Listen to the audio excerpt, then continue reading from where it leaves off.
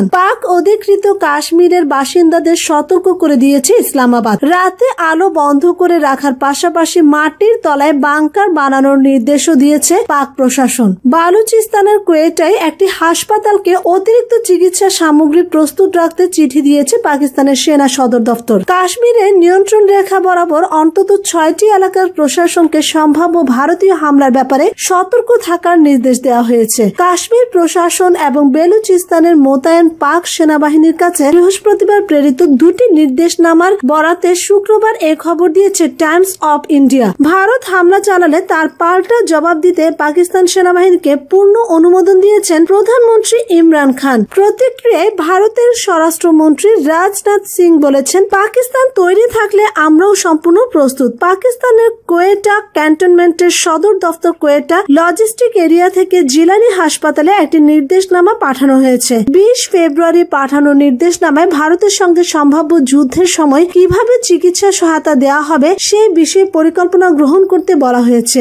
সিন্ধু এবং পাঞ্জাব অঞ্চল থেকে কোয়েটায় আহত সেনা এবং বেসামরিক মানুষদের বেলুচিস্তানে পাঠানো হতে পারে বলেও এতে উল্লেখ করা হয়। আরো বলা হয়, সামরিক হাসপাতালে বিছানা খালি না হওয়া পর্যন্ত বেসামরিক হাসপাতালে সেনাদের চিকিৎসা অব্যাহত থাকবে। বেসামরিক হাসপাতালগুলোর মোট বিছানার 25% সেনা সদস্যদের জন্য সংরক্ষিত রাখার নির্দেশ দেওয়া হয়েছে। একই নির্দেশ রয়েছে বেসরকারি হাসপাতালগুলোর জন্য। পাক নিয়ন্ত্রিত কাশ্মীরের বিমোভের নীলম ওয়ালকোট এই গ্রামগুলোতে নেওয়া হচ্ছে বিশেষ সতর্কতা। বাসিন্দাদের দল বেঁধে কোথাও না বেরোতে নির্দেশ দেওয়া হয়েছে। মাটিতে গর্ত বানিয়ে বাংকার তৈরি করতেও বলা হয়েছে বাসিন্দাদের। ভারতীয় অভিযানের সময় এই বাংকারের ভেতর লুকিয়ে পড়তে বলা হয়েছে। একই সঙ্গে রাতে খুব প্রয়োজন না পড়লে আলো জ্বালাতেও নিষেধ করা হয়েছে। কোনো সন্দেহজনক গতিবিধি দেখলেই স্থানীয় প্রশাসনকে জানানোর নির্দেশ জারি করা হয়েছে। ভারতকে হুঁশিয়ারি দিয়ে রেখেছে পাকিস্তানের প্রধানমন্ত্রী ইমরান খানও। ভারত যদি যুদ্ধের সূত্রপাত ঘটায় বা দুর্ঘটনাক্রমে হামলা চালায়, পাকিস্তানের সশস্ত্র বাহিনীকে সন্দেহাতীত ও ব্যাপকভাবে জবাব দেওয়ার অনুমোদন আগেভাগে দিয়ে রাখলেন তিনি। বৃহস্পতিবার ইমরান খান ন্যাশনাল সিকিউরিটি কমিটির বৈঠকের পর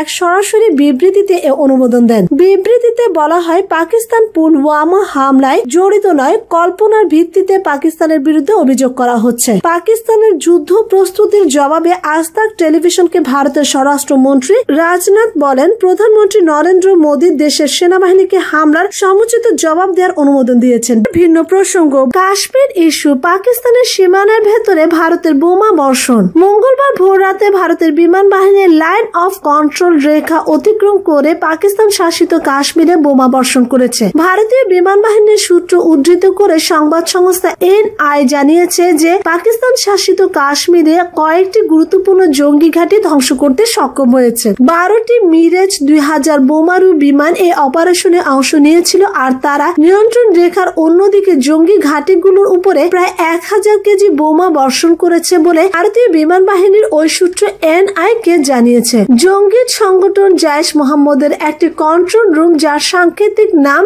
আলফা 3, সেটিকে ভারতীয় বাহিনী ধ্বংস করতে সক্ষম হচ্ছে বলেও দাবি করা হচ্ছে। ভারতীয় সময় ভোর 3:30টার দিকে এই অপারেশন হয় বলে দাবি করেছে ভারত বিমান বাহিনী। পাকিস্তান সেনাবাহিনী স্বীকার করেছে যে মুজফফরাবাদ সেক্টর দিয়ে ভারতীয় বিমান আকাশ সীমা লঙ্ঘন করেছিল। পাকিস্তানের সামরিক বাহিনীর মুখপাত্র মেজর জেনারেল আসিফ গফুর জানিয়েছেন, তাদের বিমান বাহিনীর সঙ্গে সঙ্গে তাড়া করে ভারতীয় বিমানগুলোকে। ভারতীয় বিমান থেকে যে বোমা ফেলা হয়েছিল তা বালাকোটের কাছে পড়েছে বলেও জানিয়েছেন মেজর জেনারেল গফুর। ভারতীয় বিমান থেকে ফেলা বোমা টুকরোর একটি ছবি টুইটারে শেয়ার করেছেন তিনি। কোনো হতাহতের খবর কোনো পক্ষ থেকে দাবি করা হয়নি। জইশ-ই-মোহাম্মদ 14 ফেব্রুয়ারি ভারত শাসিত কাশ্মীরের পুলওয়ামায় কেন্দ্রীয় নিরাপত্তা বাহিনীর একটি কনভয়ের উপরে হামলা চালিয়ে 40 জনের বেশি সিআরপিএফ সদস্যকে হত্যা করে বলে ওই সংগঠনটি নিজেরাই দাবি করেছিল। তারপর থেকে ভারতের নানা মহল থেকে দাবি উঠেছিল যে ওই হামলার কড়া জবাব দেওয়া হোক। প্রধানমন্ত্রী নরেন্দ্র মোদী বলেছিল, ওই হামলা যারা করেছে তারা বড় ভুল করেছে, এজন্য তাদের চরম মূল্য দিতে হবে। এবার ভিন্ন প্রসঙ্গ। বন্ধু ইমরানকে সানির প্রশ্ন, পুলওয়ামা জঙ্গি হামলার পর ভারত পাক সম্পর্ক তলানিতে ঠেকেছে। পাকিস্তানকে সব দিক থেকে বয়কটের দাবি তুলেছে সেলিব্রিটি থেকে সাধারণ মানুষরা। আসন্ন বিশ্বকাপেও পাকিস্তানের বিরুদ্ধে না খেলার দাবি জানিয়েছেন ভারতের প্রাক্তন ক্রিকেটাররা। কিন্তু সে পথে না গিয়ে সরাসরি পাক প্রধানমন্ত্রী বন্ধু ইমরান খানের সামনে প্রশ্ন ছুড়ে দিলেন সুনীল গাভাস্কার। গত বছর আগস্টে পাক প্রধানমন্ত্রী চেয়ারে বসেছেন বিশ্বকাপ জয়ী পাক অধিনায়ক ইমরান খান। প্রধানমন্ত্রী চেয়ারে বসার পরে ইমরান শপথ নিয়েছিলেন নয়া পাকিস্তানের। আতঙ্কবাদের ছায়া থেকে বেরিয়ে পাকিস্তান ঘুরে দাঁড়াতে চায় বলে মন্তব্য করেন কিংবদন্তি এই পাক ক্রিকেটাররা। কিন্তু মাত্র 7 মাসে পাক মদতপুষ্ট জঙ্গি সংগঠনের হাতে শহীদ হয়েছেন ভারতের 40 জন সিআরপিএফ জওয়ান। গত বৃহস্পতিবার দক্ষিণ কাশ্মীরের পুলওয়ামায় সিআরপিএফ গাড়ির কনভয়ে বিস্ফোরক গাড়ি নিয়ে হামলা চালায় পাক মদতপুষ্ট জঙ্গি গোষ্ঠী জৈশ মোহাম্মদ। আতঙ্কবাদী হামলায় শহীদ হন 40 জন ভারতীয় জওয়ান। সারা বিশ্ব এই ঘটনা নিন্দা করলেও জঙ্গি গোষ্ঠীর বিরুদ্ধে ব্যবস্থা নেওয়া তো দূরের কথা, কাপুরুষোচিত এই ঘটনার নিন্দা শোনা যায়নি পাক প্রধানমন্ত্রীর মুখে, বরং ভারত সম্পর্কে হুঁশিয়ারি শোনা গিয়েছে ইমরানের মুখে। ইমরানের এই মন্তব্যে শোকিত ভারতীয় ক্রিকেট মহল। বন্ধু ইমরানের মন্তব্যের পর মুখ খুললেন প্রাক্তন ভারত অধিনায়ক গাভাস্কার। ইমরানের দিকে সরাসরি প্রশ্ন ছুড়ে দিয়েছেন কিংবদন্তি ভারতীয় ওপেনার সানি। আরো বলেন, তুমি বলেছিলে ভারত 1 কদম এগোলে পাকিস্তান 2 কদম এগোবে, কিন্তু আমি বলছি পাকিস্তানের উচিত প্রথম ধাপ এগোনো। প্রথম কদম তোমারই বাড়ানো উচিত। পুরনো পাকিস্তান ছেড়ে বেরিয়ে এসে দেখো ভারত কতটা বন্ধুত্বের কদম এগোতে পারে। সানি আরো বলেন, তোমার প্রথম কদমটা হবে নয়া পাকিস্তানের সূচনা। এই হামলার জন্য যারা দায়ী তাদের ভারতের হাতে তুলে দাও। সীমান্ত সন্ত্রাস বন্ধ করো। স্পোর্টসম্যান হিসেবে বলছি, ভারতীয় জনগণ তোমার এই উদ্যোগকে সাধুবাদ জানাবে। আমি তোমার প্রতিশ্রুতি চাইছি না, তোমার কাজ দেখতে চাই। বন্ধুত্বের সম্পর্ক সীমান্তের কাঁটাতারে আটকে থাকে না। ক্রিকেটার হিসেবে দীর্ঘ সময় ভারতে কাটিয়েছেন ইমরান, সুতরাং অন্য যে কোনো পাক প্রধানমন্ত্রী থেকে ইমরান ভারতীয় জনগণকে ভালো করে চেনেন বলে মনে করেন সানি। গাভাস্কার ও ইমরানের বন্ধুত্ব অনেক দিনের। বন্ধু ইমরানের কথায় ক্রিকেট ক্যারিয়ার অবসর পিছিয়ে দিয়েছিলেন গাভাস্কার।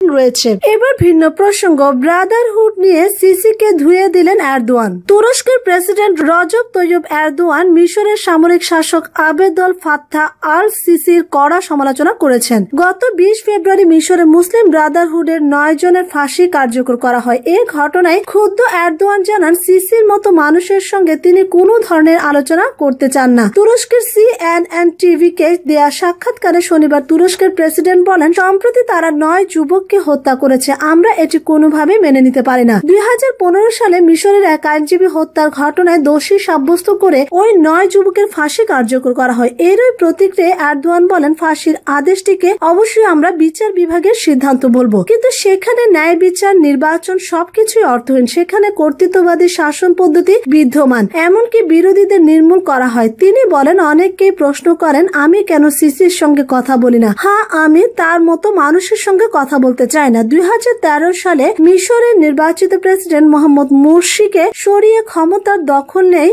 সিসির নেতৃত্বাধীন সেনাবাহিনী। এরপর থেকে মিশরের সঙ্গে তুরস্কের সম্পর্কের অবনতি চলে আসছে। ইতিমধ্যে মিশরে সিসির শতাধিক সমর্থকের মৃত্যুদণ্ড দেওয়া হয়েছে। মুরসি সহ ব্রাদারহুডের বেশিরভাগ নেতাকে কারাবন্দী করা হয়েছে। মুরসিকে ক্ষমতাচ্যুত করার কয়েক মাস পর 2013 সালের ডিসেম্বরে ব্রাদারহুডকে সন্ত্রাসী সংগঠন আখ্যা দিয়ে নিষিদ্ধ করা হয়। সাক্ষাৎকারে এরদোয়ান গ্রেফতার ব্রাদারহুড নেতাদের মুক্তি দেওয়ার দাবি জানান। তিনি বলেন, প্রথম কথা, তাকে সাধারণ ক্ষমার আওতায় ব্রাদারহুডের সব বন্দীকে মুক্তি দিতে হবে। যতক্ষণ না এটি করা হবে ততক্ষণ তার সঙ্গে কোনো আলোচনার প্রশ্নই আসে না। এই সময় তুরস্কের প্রেসিডেন্ট অন্ধভাবে সিসিকে সমর্থন এবং সর্বশেষ ফাঁসি কার্যকরে চোখ বন্ধ করে রাখায় পশ্চিমাদের কড়া সমালোচনা করেন। প্রশ্ন রেখে তিনি বলেন, কোথায় পশ্চিমারা? এতগুলো নিরপরাধ মানুষকে হত্যা করা হলো, আপনারা কি এ নিয়ে তাদের কোনো কথা শুনতে পান? বিপরীতে তুরস্কের যখন কাউকে বন্দী করা হয় তাদের মধ্যে শোকের মাতম চলতে থাকে। এদিকে আন্তর্জাতিক মানবাধিকার সংগঠন অ্যামনেস্টি